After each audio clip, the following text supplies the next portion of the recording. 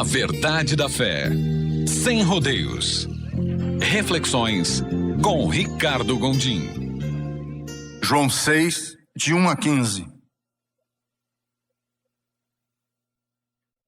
Queridos, não é redundante, não é simplismo, não é uma extrapolação afirmar que nenhum personagem da história humana teve a envergadura de Jesus. Ninguém, absolutamente ninguém, teve a grandeza de Jesus, também chamado o Cristo. Jesus é o tema recorrente nos debates teológicos, filosóficos. Passados mais de 2000 anos desde que ele andou aqui na terra, ele ainda perturba com igual intensidade ateus e sacerdotes. Pela causa de Jesus já se matou, por causa de Jesus já se matou e morreu. Por causa de Jesus já se fez bondade e maldade. Em o nome de Jesus, gente se doou e gente lucrou. Ele é a pedra ainda de esquina, mas ainda é também a pedra que esmigalha. Porque Cristo ainda produz paz e ainda perturba. Nele está a paz e a espada. Porque ele reconcilia pai e filho. E ao mesmo tempo produz separação entre pai e filho. Então não é simplismo dizer que ninguém tem a envergadura histórica de Jesus. Porque quando nós queremos falar de excelência musical, 3 nomes imediatamente vem à nossa mente na música erudita: Johann Sebastian Bach, Amadeus Mozart e Ludwig Beethoven. 3 estão ligados à excelência musical. Quando queremos falar de excelência literária, aí nós temos que ir para os diferentes idiomas. No português, com certeza, Camões. No inglês, com certeza, Shakespeare. No espanhol, com certeza, Cervantes. No francês, Victor Hugo. No russo, Dostoiévski, para citar apenas alguns. Quando queremos falar de excelência artística, é óbvio que também nós temos que ir para diferentes escolas e diferentes nações. Mas como não pensar em Michelangelo? Como não pensar de Leonardo da Vinci? Ou pensar de Pablo Picasso? Quando queremos falar de excelência humanitária, aí nós temos grandes ícones, que foram grandes nomes em prol da humanidade. Albert Schweitzer, que lutou na África. Martin Luther King, pelos direitos civis. Madre Teresa de Calcutá, no cuidado e na filantropia humana. Jimmy Carter, um verdadeiro peregrino da paz pelo mundo inteiro, ainda vivo. Mas quando nós precisamos falar de uma pessoa que inspira todos eles, que inspira o melhor da música, quando queremos falar daquele que inspira o melhor na literatura, quando queremos falar daquele que inspira o melhor na arte, quando queremos falar daquele que inspira o melhor da bondade, quando queremos falar daquele que inspira os maiores gestos de solidariedade, quando pensamos em falar naquele que inspira as maiores ações da humanidade, aí nós temos que falar de Jesus de Nazaré. Falar de Jesus ainda, 2000 anos depois, provoca polêmica e produz alegria no coração das pessoas. Seu nome na boca do povo vira sabedoria popular, folclore. Na boca do erudito produz-se os mais contundentes trabalhos existenciais e espirituais. O nome de Jesus é citado pela mãe quando está aflita na beira da cama da filha que arde em febre. O nome de Jesus é clamado quando o preso está debaixo da tortura. É o nome de Jesus que ilumina os poetas mais delirantes e está na redação do menino quando é recém-alfabetizado. O nome de Jesus é o Jesus que é o Jesus da fé. É o Jesus que está presente até na crendice popular. É o Jesus que está presente nas teorizações, Jesus que está presente nas liturgias, Jesus dos homens que mais sonham, Jesus que está presente nos supersticiosos, nos profetas, na boca dos santos e na boca das pessoas. Jesus continua sendo o tema dos temas, a pessoa das pessoas. Ele continua sendo o mesmo polêmico que foi nos seus dias e o mesmo bondoso e amoroso que foi nos seus dias. Portanto, falar de Jesus é falar de um tema que, vejam bem, 2000 anos depois, continua sendo um tema que nos desafia o melhor de nós e confronta o pior em nós. Então, para não mediocrizar, para não apequenar, para não tornar ordinário o nosso discurso a respeito de Jesus, nós temos que ler a Bíblia com o cuidado que o autor teve nos seus dias, de não deixar que Jesus fosse mediocrizado pela mediocridade dos seus pares, que Jesus não fosse apequenado pela pequenez dos seus amigos. Jesus não podia ser vulgarizado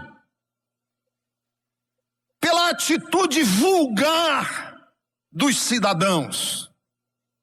Jesus não podia ser conformado às expectativas menores das pessoas que o rodeavam.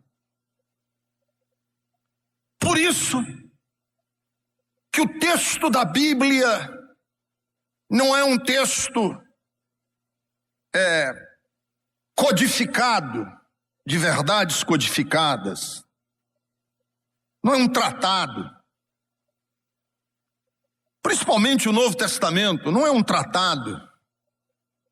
Não é uma teologia escrita, não é uma filosofia. O texto da Bíblia é um texto de narrativas,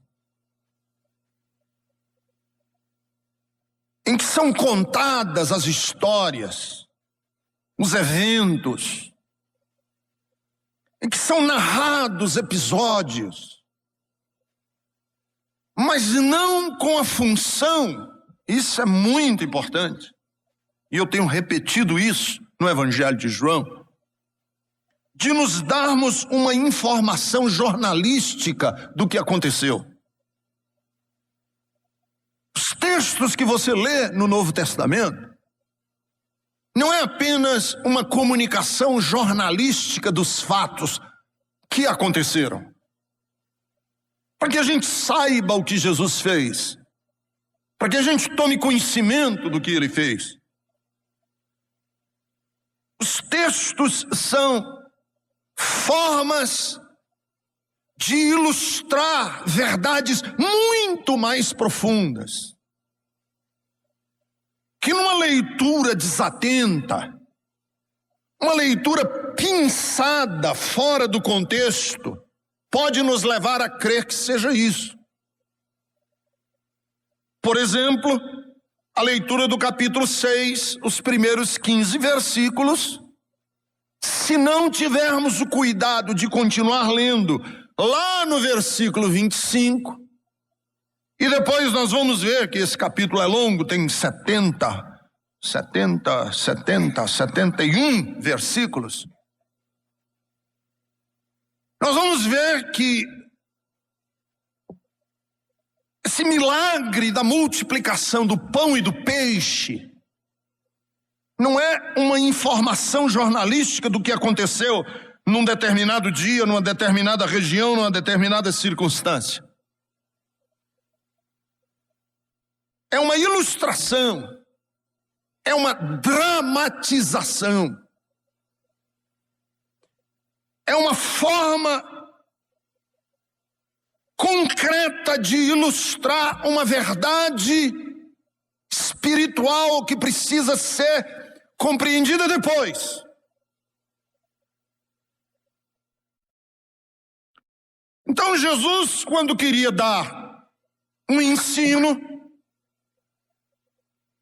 quando ele queria mostrar uma verdade, o que ele fazia? Antes ele ilustrava essa verdade concretamente. Digamos assim, ele encenava, no bom sentido da palavra encenar, não encenar como falsificação. Ele encenava, em outras palavras, ele dramatizava, ele mostrava concretamente aquilo que ele queria mostrar depois conceitualmente. Por quê? Porque ele sabia da cabeça restrita, das bitolas e das viseiras das pessoas que não conseguem abstrair. Tem gente que não consegue abstrair. Tem gente que não consegue pensar conceitualmente. Tem gente que não consegue pensar conceitualmente. Nicodemos, por exemplo. Nicodemos, é necessário você nascer de novo. Entrar não. Para você ver o reino de Deus é necessário você nascer de novo. Senhor, nascer de novo? Não consegue abstrair, não consegue pensar conceitualmente. Nascer de novo? Mas como eu, sendo velho, desse tamanhozão, vou entrar no ventre da minha mãe de volta? Coitadinha, ela vai explodir. E eu daquele pichototinho, ela parecia barriga ficou esticadinha. E eu era bem pequenininho. Imagine eu desse tamanho, Senhor. Nicodemos. Abstrai, Nicodemos. Pensa. Então a cabeça das pessoas é muitas vezes pequena. Só consegue pensar concretamente. Aí Jesus pegava o conceito concreto e dizia assim: olha, a partir disso aqui é o que eu quero que vocês pensem.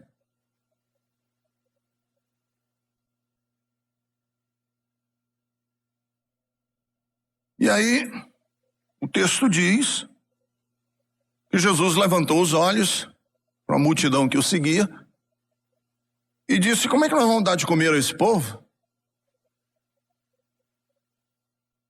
E o texto é cuidadoso para dizer que ele fez essa pergunta, não que ele tivesse em dúvida como dar de comer para aquele povo.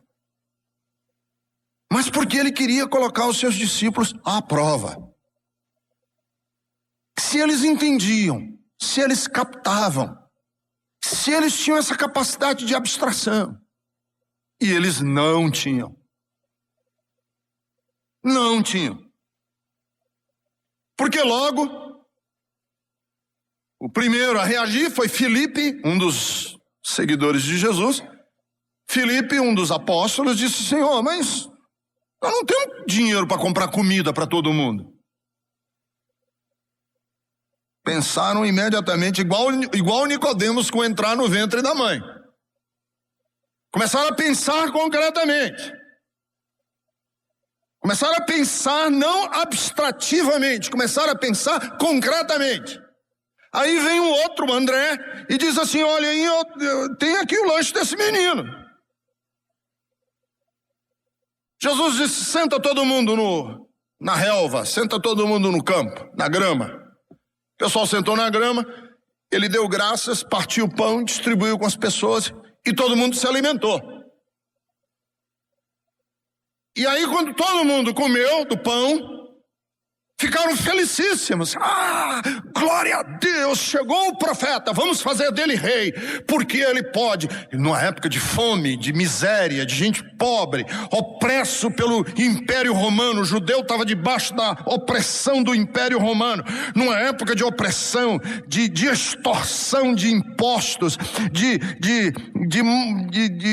grande desajuste social, ele provê pão pra gente, ele provê pão, vamos fazer dele rei. Aí o texto diz assim: e eles, Jesus sabendo, no versículo de número 15, que eles queriam fazer dele rei, fugiu para o monte, desapareceu.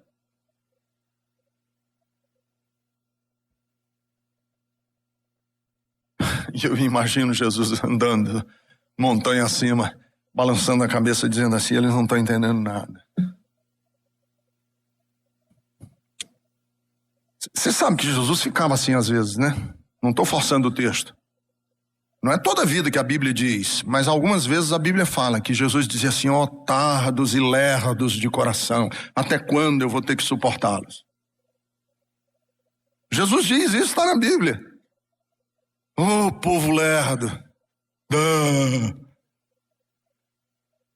Ele não fazia assim, né? Que naquela época não se fazia assim. Ele só era mais clássico, era mais... E o que é que Jesus tentou ensinar? Que existe uma diferença fundamental entre o pão que a gente compra na padaria, sustenta, comida, roupa.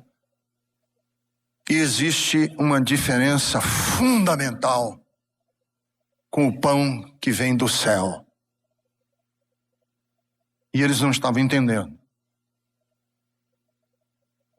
Jesus disse: vocês não trabalhem pela comida que perece. Vocês trabalhem pelo pão que permanece. Então, aqui nesse texto, eu acho que nós temos alguns lampejos sobre o reino. Por exemplo, para você captar essa abstração, essa capacidade de entender, é necessário sensibilidade humana,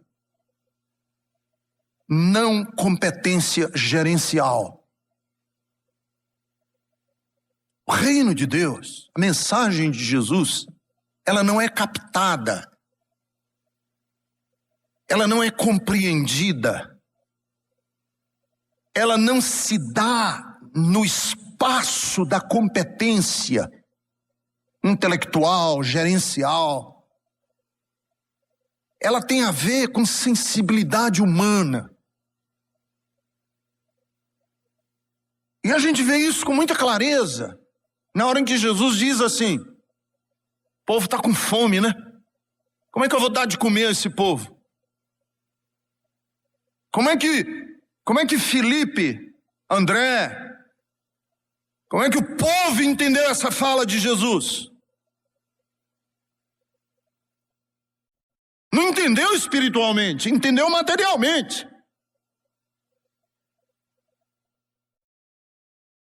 Foi citada aqui uma frase do Exupéry: o essencial é invisível aos olhos. E Kant tinha uma frase excepcional que ele diz assim: o coração tem razões que a própria razão desconhece. O coração tem razões que a própria razão desconhece.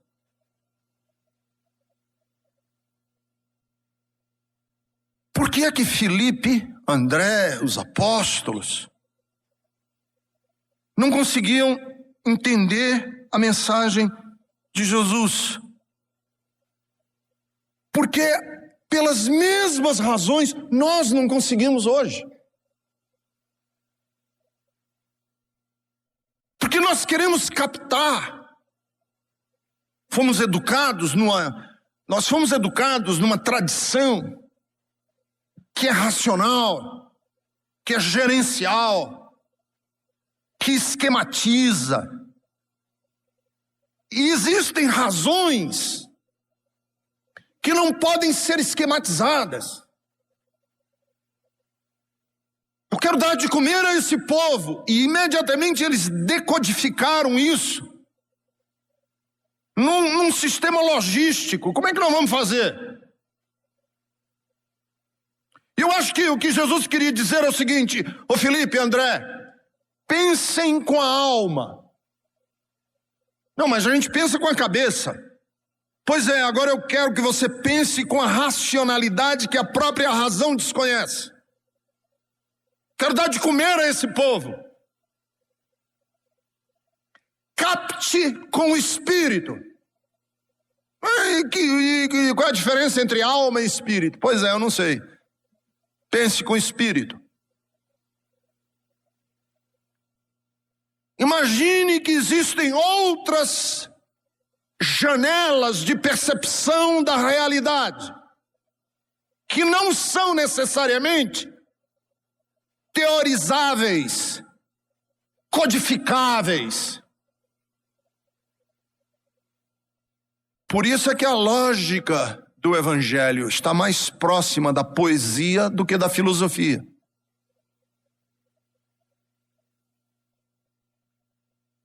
Tem que dar de comer. Vamos pagar como? Não, você não está entendendo. Meu projeto não é um projeto que precise de uma hierarquização de prioridades como se faz no gerenciamento de tarefas. O reino de Deus é de outra dimensão.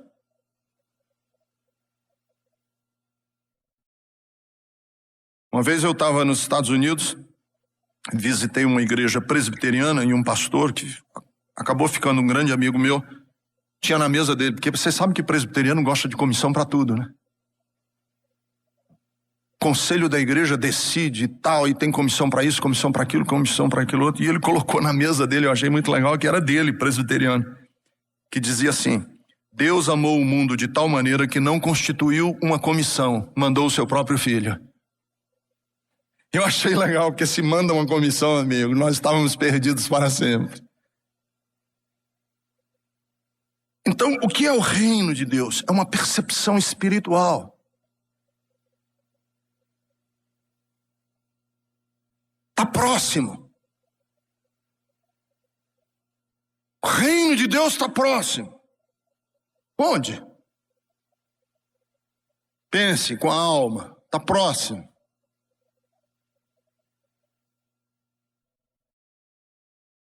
Você está próximo do reino. Eu? Você está chegando. E eu estava longe? E próximo em referência ao quê? Pense com a alma. Por isso é que às vezes as pessoas perguntavam para Jesus assim: Senhor, é ou não é? Sim ou não? Aí Jesus diz assim: deixa eu contar uma história e você decide. Eu conto uma história e você decide. Eu ainda vou fazer isso. As pessoas vão me perguntar: pastor, é pecado ou não é? Vocês não imaginam o tipo de pergunta que eu recebo sobre o que é e o que não é pecado. desde posições sexuais até que tipo de vinho tem que beber.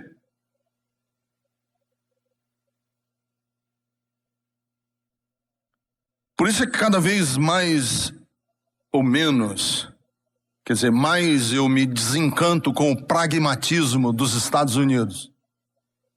Cada vez menos eu tenho estômago para ler livros evangélicos vindo dos Estados Unidos. Porque livro evangélico que vem dos Estados Unidos é assim, 10 passos para isso, 40 propósitos eternos para aquilo, 12 princípios administrativos, 13 leis universais de não sei o que mais lá.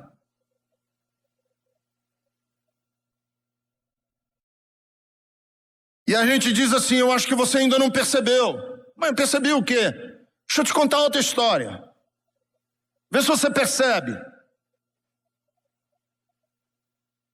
Quem é Filipe, André e os apóstolos? Jesus diz assim, essa multidão está com fome. E eles estão achando que para satisfazer a fome da multidão, eles têm que ter dinheiro, eles têm que ter logística, eles têm que organizar a máquina, azeitar a máquina para poder dar de comer ao povo. E Jesus estava falando de outra coisa.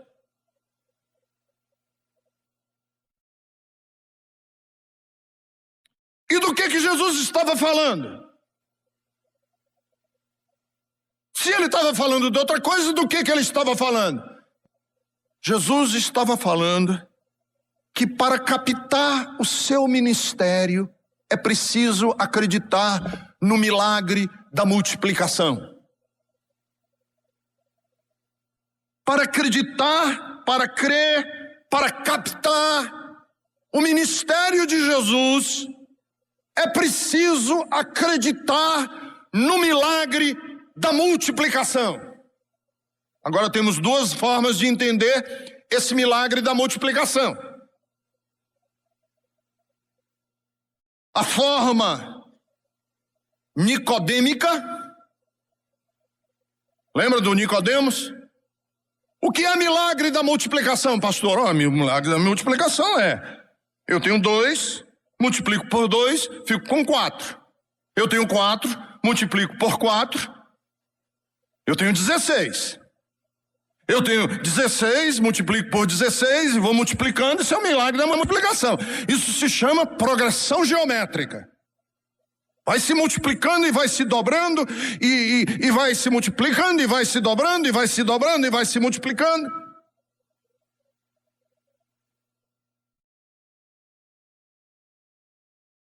Mas Jesus estava falando de um outro milagre da multiplicação, que eles não captaram. Eles acharam que o milagre da multiplicação era Jesus ter a capacidade de um pedaço de pão alimentar uma multidão. Ora, tá certo, tudo bem, Jesus faz isso, faz. Você desacredita que Jesus tem poder de multiplicar um pedaço de pão em pão suficiente para alimentar 5.000 pessoas? Eu digo, pão da padaria, pastor, o senhor crê nisso? Claro que eu creio. Nós estamos falando aqui do Senhor da vida, do Senhor do universo, do Rei dos Reis. Eu estou falando do Deus Todo-Poderoso. Dizer que eu não creio é desacreditar dele, mas é isso que ele está falando. É disso que ele está falando.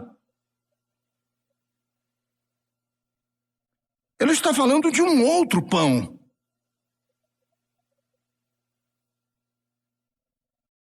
Que ele vai encenar, dramatizar com o pão da padaria, feito de trigo de centeio, aqui no caso era de centeio, cevada, para mostrar um outro milagre da multiplicação. Que esse sim é importante. Qual é o milagre da multiplicação? Imagine um auditório com 2.000 pessoas. Você me pergunta e diz assim, é possível distribuir o pão e multiplicar o pão por 2.000? possível uma palavra geral alcançar pessoas distintas, com problemas distintos, vindos de antecedentes distintos, sentirem todos que a mensagem hoje foi para mim? Isso é multiplicar. Isso é milagre. Como eu já contei várias vezes aqui, que a mulher às vezes chama o marido para vir à igreja, ele resiste. Não vou. Meu filho, desce domingo. Aí ele vem, ouve a pregação, chega no carro e disse assim: agora eu entendi porque você estava insistindo tanto, você encomendou a pregação do pastor para mim, né? Por isso é que você queria nesse domingo. Você deu todas as dicas da minha vida para ele.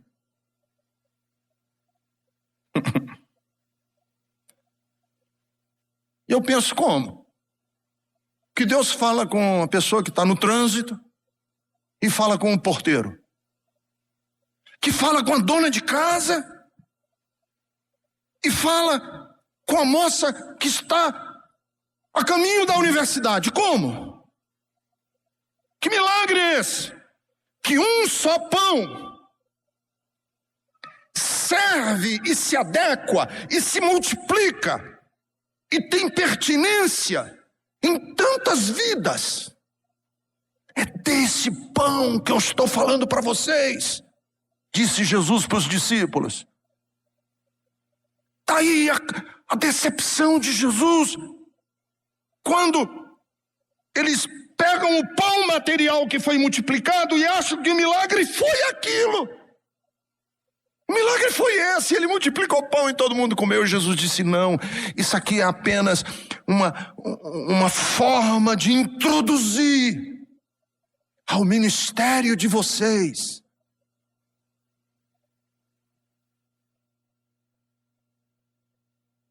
E você diz: e como é que o senhor sabe que existe uma diferença entre por que o milagre não é o pão, e sim o outro pão? Porque Jesus deixa muito claro que multiplicar pão de padaria é menor do que multiplicar o pão do céu. Mas como que é menor? Por uma razão simples. Pão de padaria se acaba, perece. Depois de 3 semanas está bolorento. E o pão da vida permanece. E é esse o pão que nós temos que multiplicar nas nossas ações. É óbvio que Jesus faz um contraste claro, nítido, entre o pão que ele oferece e o pão que Moisés ofereceu. Qual foi o pão que Moisés ofereceu? O maná. O maná era uma comida branquinha, eram flóculos, eram fragmentos. Alguns dizem que ricos em proteína, em carboidrato, que os judeus colhiam nas folhas das árvores quando estavam peregrinando pelo deserto. Em Êxodo 16:3, isso está registrado. E o povo colhia, mas tinha uma pegadinha com o maná. Maná não podia ser estocado de um dia para o outro. Por exemplo, eu tenho uma família de 6. Vou lá buscar o maná. Pego o maná e penso assim: quem sabe amanhã, mais tarde, eu quero fazer um lanche. Vou guardar aqui num pote um pouquinho de maná, porque amanhã de repente eu quero fazer um lanche, tomar um cafezinho, aí tem um manazinho de sobra. Quando fosse lá no dia seguinte, ele já estava podre. Aqui não. Aqui o pão permanece. E o pão permanece. E a gente sabe que o pão permanece, porque Jesus disse: vão, coletem o pão e guardem cestos. Guardem em cestos. Moisés não podia dizer isso, mas eu digo.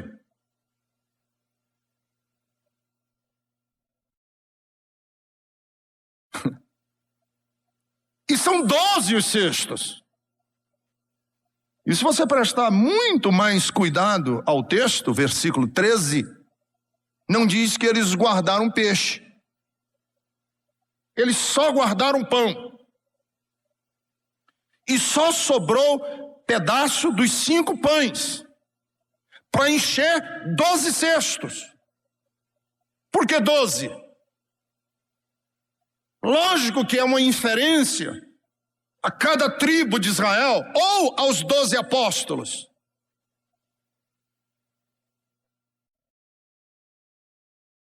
Então, o que é a mensagem do Evangelho? É pão que você pode guardar.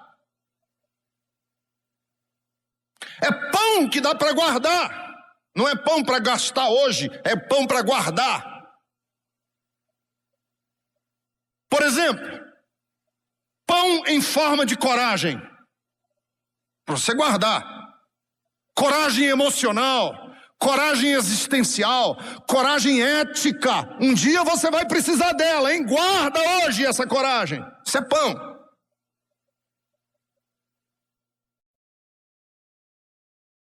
Coragem espiritual. Você nunca pensou na hora da sua morte? Eu já. E quer saber de uma coisa? Eu tenho medo. Eu tenho medo. Fico pensando, meu Deus, como é que vai ser? Será que vai dar tempo? Será que eu vou? E aquela hora? E aquele último suspiro? Como é que é? Nossa!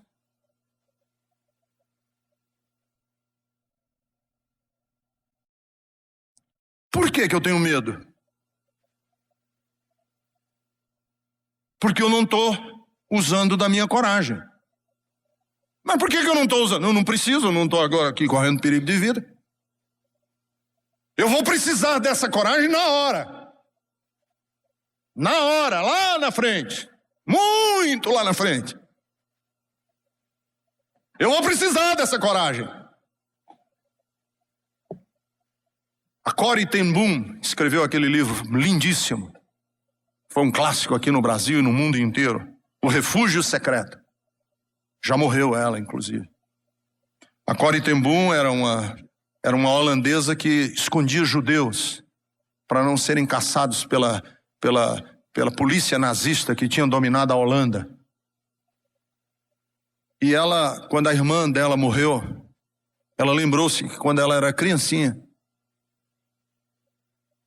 ela perguntou ao pai dela e disse: pai, por que eu tenho medo de morrer? Diz que ela era criancinha, ela conta num dos livros dela. Por que eu tenho medo de morrer? E o pai diz assim, o pai, em vez de responder, ele conta uma historinha. Ele diz assim: ô Corrie, quando a gente viaja, que horas eu entrego o seu bilhete da passagem do trem? Não é na hora que você vai entregar ao cobrador, na catraca? Naquela hora não é a hora que o papai lhe entrega o bilhete? Não se preocupe, filha. Na hora de você enfrentar aquele último momento, Deus lhe dará a coragem necessária. Coragem é um pão que a gente guarda para quando precisar dele. Para quando vier uma proposta indecente de fazer um negócio podre, eu ter coragem ética de dizer não. Quando eu tiver necessidade de enfrentar um momento crucial de dor, de angústia, eu ter coragem de dizer: estou aqui, vamos lá. O Ricardo era um cara tão frouxo, como é que ele está com tanta coragem? Porque agora é que eu estou usando a minha coragem.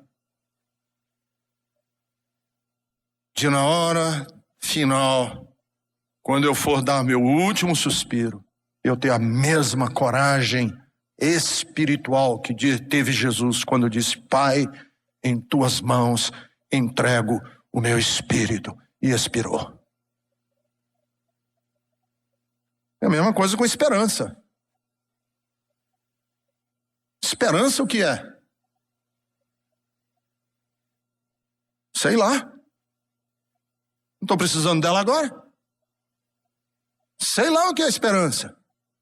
Não estou usando ela agora. Mas vai haver uma hora que eu vou estar encalacrado num beco sem saída. E alguém diz assim: vamos desistir. E eu dizer não. E alguém dizer: vamos voltar atrás. E eu dizer não. E a pessoa dizer: mas por que você está dizendo não? Eu dizer assim: porque definição maior de esperança é uma postura diante do impossível, de lutar mesmo sem nenhuma chance de dar certo. Vamos em frente. E se não der certo, não importa, lutamos bem. Então é isso, é pão que você não precisa comer agora. Você pode guardar ele. Palavra de Deus é pão que você pode guardar. Não é o pão do maná que você não guarda.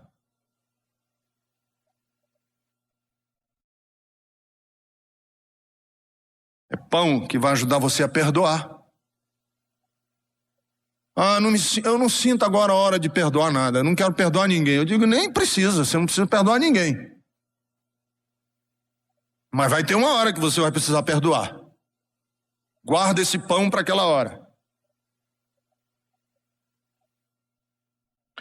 Por isso, para captar o ministério de Jesus, é necessário saber diferenciar a dimensão terrena da espiritual. Fazer essa diferença entre o que é terreno e o que é espiritual. Porque os judeus entenderam a mensagem de Jesus num campo estritamente terreno. E Jesus dispense com outras categorias que você não está pensando. Por isso que eles quiseram proclamá-lo rei. Cara, às vezes eu fico impressionado quando eu assisto noticiário na televisão e eu vejo manifestação de gente do Oriente Médio. Seja iraniano, egípcio, iraquiano, judeu, manifestação de gente do Oriente Médio. É uma coisa impressionante. Porque manifestação de brasileiro é carnaval, né? É uma brincadeira. O pessoal vai fazer uma passeata, aí leva bumbo, e outro pinta a cara, e tal, e escreve slogan, e manda um beijo. Globo, mamãe, tô aqui.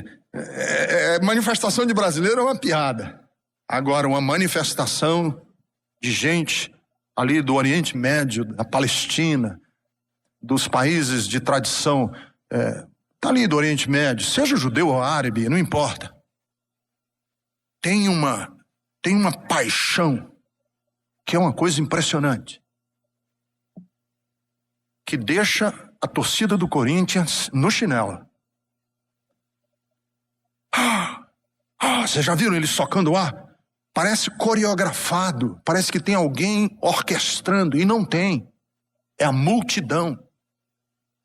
Quando eu leio esse texto aqui, que eles quiseram fazer de Jesus rei, eu fico imaginando essa cena. Rei, ele é o nosso rei, rei. Que Jesus olhou aquele negócio e falou: nossa, eu tenho que ir embora daqui. Eu tenho que sair daqui, eu tenho que ir embora. E o texto diz que ele foi para o monte. Eles não estão entendendo. Porque eles entendiam que a dimensão da mensagem era a satisfação das suas necessidades terrenas.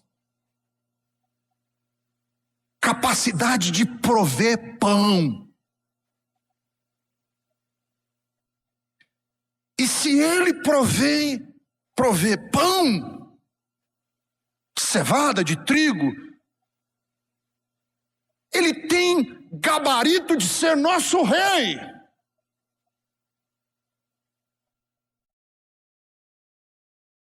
E Jesus diz: a verdade é que vocês estão me procurando não porque viram sinais miraculosos, mas porque comeram pães e ficaram satisfeitos. Não trabalhem pela comida que perece.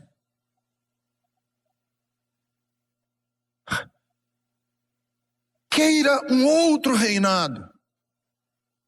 Quando eu digo para Deus: Senhor, reina sobre mim, o que quero dizer com isso? Reina sobre mim. O que quero dizer com isso? Vocês já pensaram nessa frase que a gente canta? São vários hinos que nós cantamos aqui na igreja. Reina sobre mim. O que quer dizer isso? Que eu vou agora me submeter a uma estrutura de poder hierarquizado? É isso? Não. Vou me anular como pessoa e só fazer agora o que a hierarquia religiosa manda: reina sobre mim.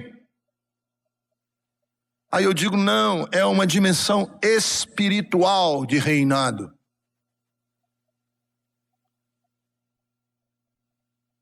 E é uma dimensão espiritual que não faz muito sentido. Porque quando eu digo assim: Jesus agora é o rei da minha vida, por isso eu me sinto mais livre. Ora, como?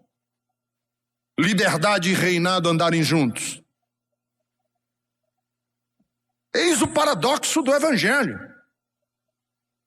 Jesus disse: eu não quero estabelecer um reino, com lei, com mandamento, com ordens. Porque se tu reinares sobre mim, eu vou me sentir mais autônomo nas minhas decisões. Olha que contradição. Senhor, reina sobre mim, para que eu possa assumir aí minha identidade, para que eu possa ser mais Ricardo, assumir a minha ricardice. Reina sobre mim, que aí eu sou mais o Ricardo. Não é que eu vou me anular. Eu quero que tu sejas o meu mestre, porque eu estou disposto a partir de agora a usar dos teus ensinos como fonte da minha vida. Reina, porque agora tu és a minha luz.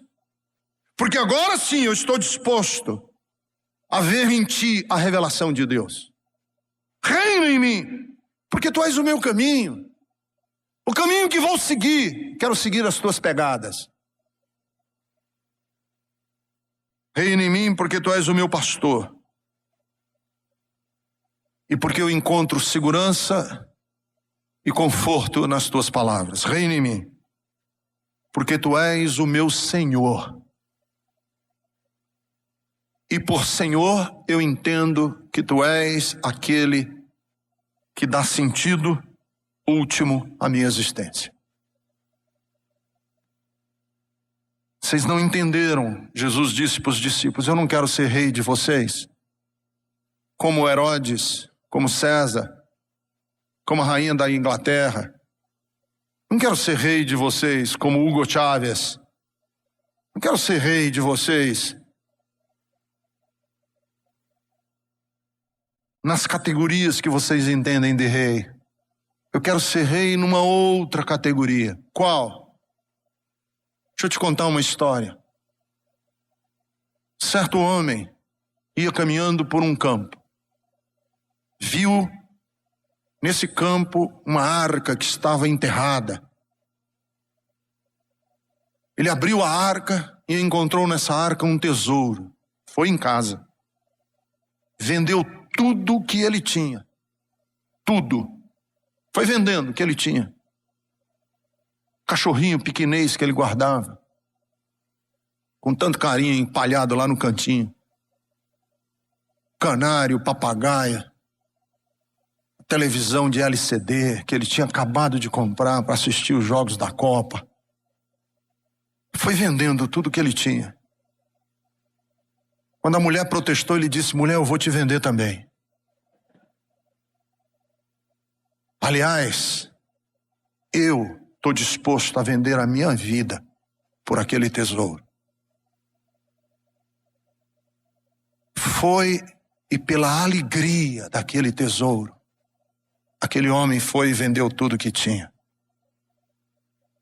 É disso que eu estou falando. É disso que eu estou falando. É um pão tão precioso que você está disposto a vender a sua vida e o que de mais precioso você tiver para ter posse desse pão.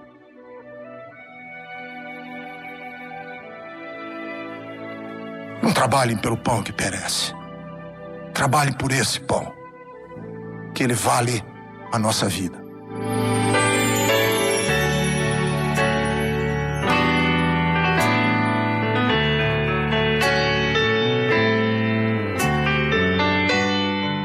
Pai bendito, ouvimos mais uma mensagem.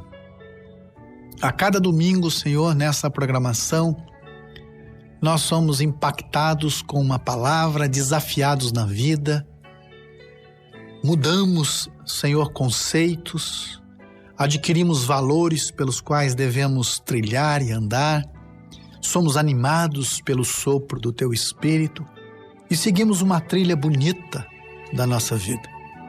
Nessa programação, Senhor, tem enchido corações, tem falado a vidas, pessoas, Senhor, que se sentem isoladas, abandonadas, solitárias, estão sendo alcançadas por esta mensagem, pessoas sofridas no seu trabalho, nos seus relacionamentos, sobrecarregadas, pessoas famintas na alma, angustiadas, que têm as suas lágrimas escondidas, molham os seus travesseiros, são envolvidas, Senhor, por dores profundas na alma, mas eu sei que têm encontrado refrigério através dessa programação. E eu quero rogar que a cada dia estejamos aqui, levando sempre com seriedade, cuidando destas almas, cuidando desses corações, cuidando dessas pessoas. E que o Senhor seja exaltado, o Senhor seja glorificado através dessas vidas. É que eu rogo a Ti, em nome de Jesus. Amém.